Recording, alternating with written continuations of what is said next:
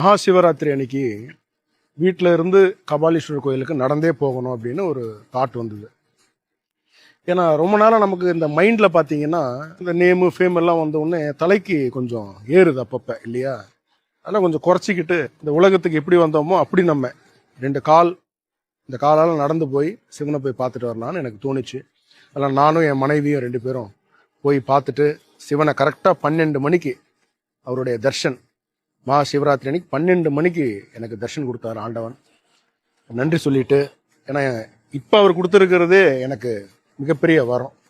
அதுக்கு ஒரு நன்றியை சொல்லிட்டு நானும் என் மனைவியும் வந்துட்டோம். அருமையான தர்ஷன்.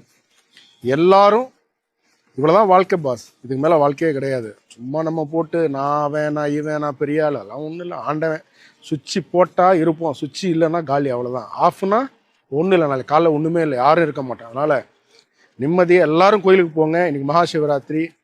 நம்ம கூட கடைசி வரைக்கும் ஒருத்தர் வராங்கன்னா அவர் சிவபெருமானாக தான் இருப்பார், ஆண்டவனாக தான் இருப்பாங்க, பெருமாளாக தான் இருப்பாங்க. அதனால் கடவுளை நம்புவோம், மனிதர்களை நம்புறதை விட.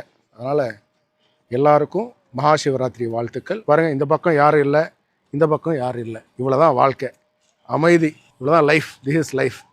எல்லாருக்கும் மகா சிவராத்திரி வாழ்த்துக்கள். எல்லா குடும்பத்தோடு போங்க, அப்பா அம்மா எல்லாரையும் கூப்பிட்டு போங்க. சந்தோஷமாக இருங்க. நன்றி, வாழ்த்துக்கள்.